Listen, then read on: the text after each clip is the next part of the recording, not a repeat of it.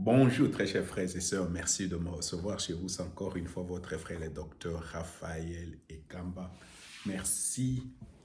Alors nous sommes en train de continuer, je vais conclure maintenant sur la première façon de faire pour se positionner cette année 2024 à rencontrer Dieu, qui est de se réjouir tout le jour. Peu importe comment sont tes circonstances, peu importe ta situation financière, économique, ta position dans la société, peu importe.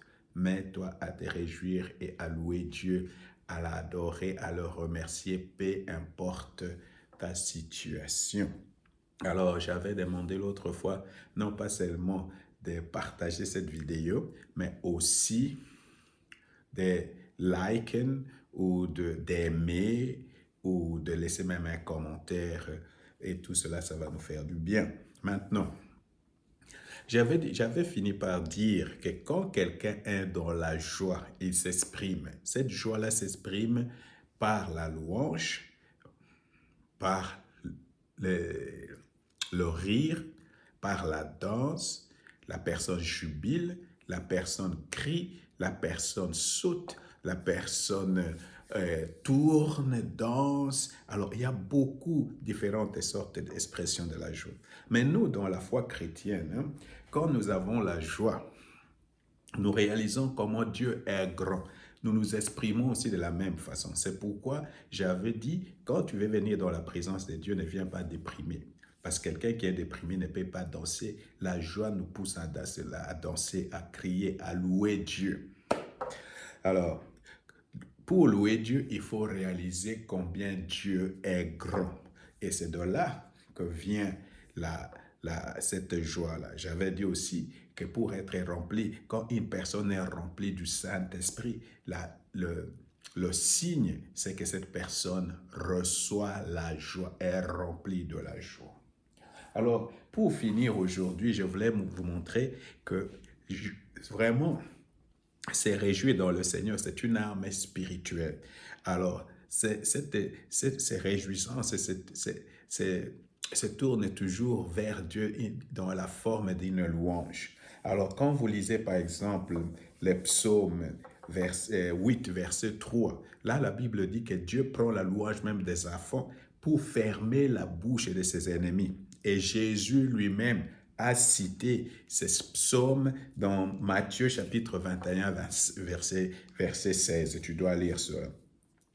Par exemple, dans 2 Samuel chapitre 6, verset 14 à 16, là, nous voyons que David était non pas seulement en train de danser, mais il était aussi en train de sauter, l'expression de sa joie.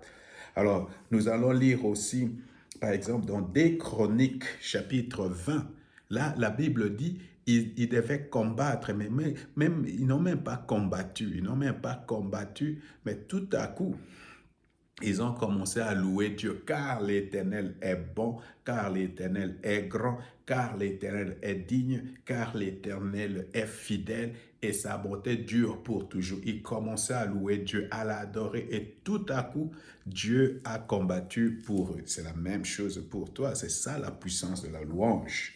Alors, quand vous lisez aussi et Josué chapitre 6, alors autour de Jéricho, c'était une forteresse, mais au lieu de combattre de tout ça, c'est pourquoi beaucoup d'entre vous, beaucoup de nos problèmes peut-être seront seulement déliés, tu seras seulement guéri, délivré tout simplement parce que tu danses, tout simplement parce que peut-être tu cries le nom de Jésus, Jésus, Jésus, ou tu proclames Dieu est grand et ton problème est complètement... Alors, il faut te laisser conduire par le Saint-Esprit. Alors, voilà là-bas, dans Josué chapitre 6, qu'ils ont tourné pendant ils ont pris pendant 7 jours, et la septième fois, le septième Josué criait. Ils ont fait un cri de guerre.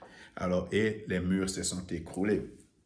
Alors, quand vous allez maintenant dans Actes des Apôtres, chapitre 16, la Bible dit que Pierre, c'est Paul et Silas, ils étaient liés et tout. Ils ont commencé à louer Dieu, à l'adorer, et puis les murs se sont écroulés. C'est la délivrance totale.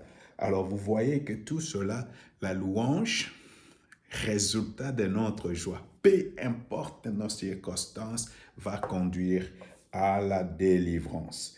Alors, il faut lire aussi les psaumes 149, le verset 6 à 9. Là, la Bible dit que la louange, c'est comme une arme et que ça va ligoter tes ennemis. C'est pour ça, quand tu es dans la joie et que tu loues Dieu, tes ennemis sont en train d'être ligotés. Tes ennemis sont en train de...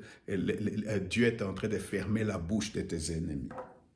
Alors, c'est pourquoi je t'encourage, ma sœur, cette année, au lieu d'être dans les murmures, dans les gémissements, dans les querelles inutiles, retire-toi, loue Dieu, élève-le, dis-lui merci, sois dans la joie et tu vas expérimenter Dieu.